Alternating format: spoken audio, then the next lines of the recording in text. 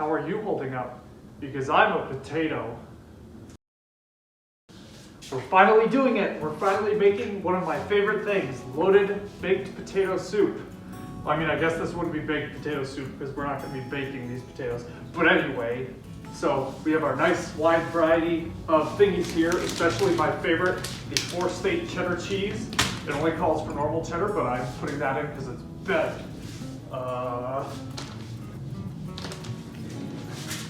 Our total for all of this ended up being $20.93. So this is a good amount for our whatever we're doing. Yeah, once again I found the carrot matchsticks instead of just shredding whole carrots, so I can be lazy. Yeah, other than that, let's just go ahead and get started. We will put our potatoes together, oops, and eat them.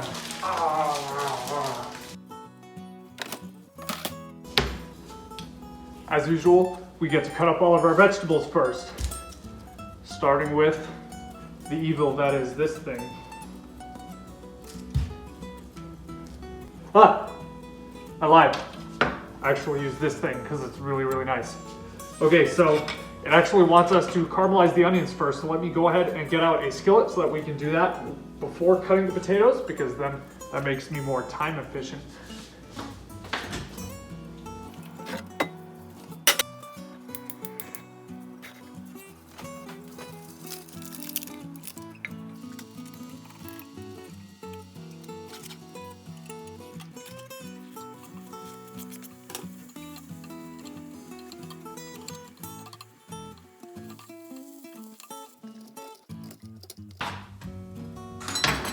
And with that, we are now ready to put everything together. So let's go ahead and switch to our slow cooker vision.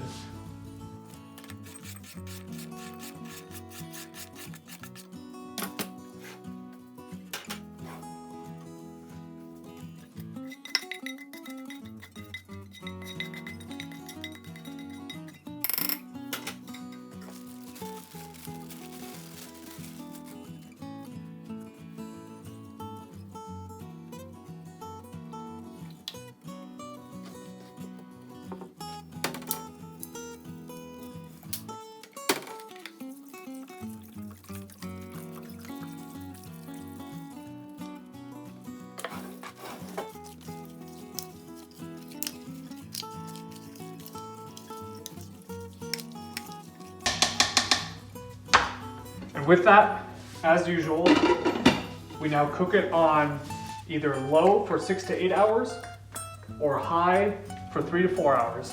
So with that being said, I will see you in a few hours.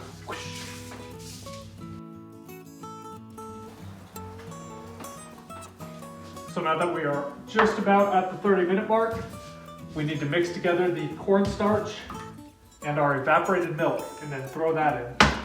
So let me get this mixed together.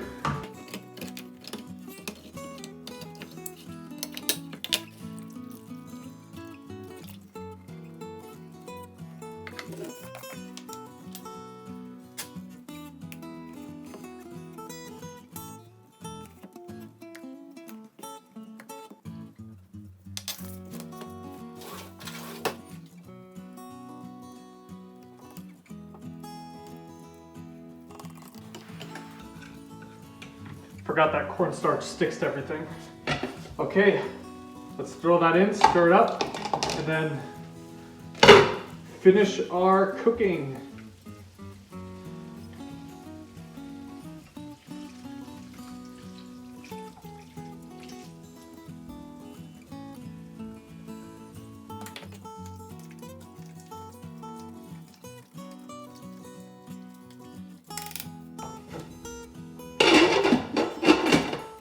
Alrighty, see you soon.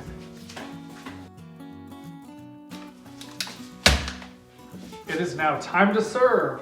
What we're supposed to do is take a potato masher and mash up all the potatoes and everything so that it thickens up. The problem is, I don't have a potato masher. So I'm just gonna do like the last soup, and I'm gonna blend up some of it to make it a little more smooth. And then we just add in our yogurt and our cheese. And then we put all of our toppings in. So I'm gonna go ahead and do that, and then we will serve it.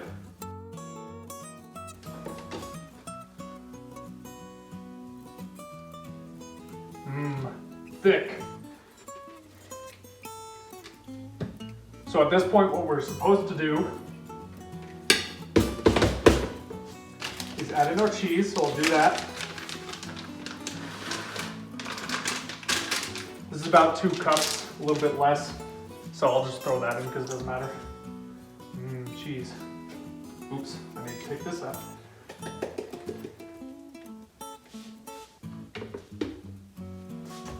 We add in our yogurt, and then once you stir it, we have 1 more cup of chicken broth that we can add in to kind of thin it out in case it's a little too thick for your liking. So I will see once I mix all this up.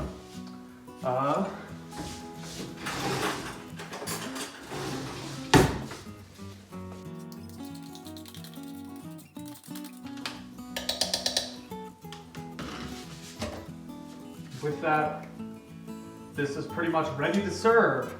So I actually have a pack of bacon that I wanted to use to top it, but if you want to keep this more vegetarian-like, you can leave the meat out as usual. You can also put chives and other stuff on it.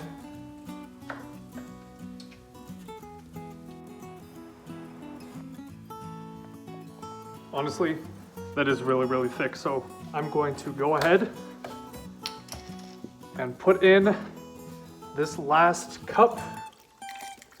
That way I can at least have soup that isn't like glue,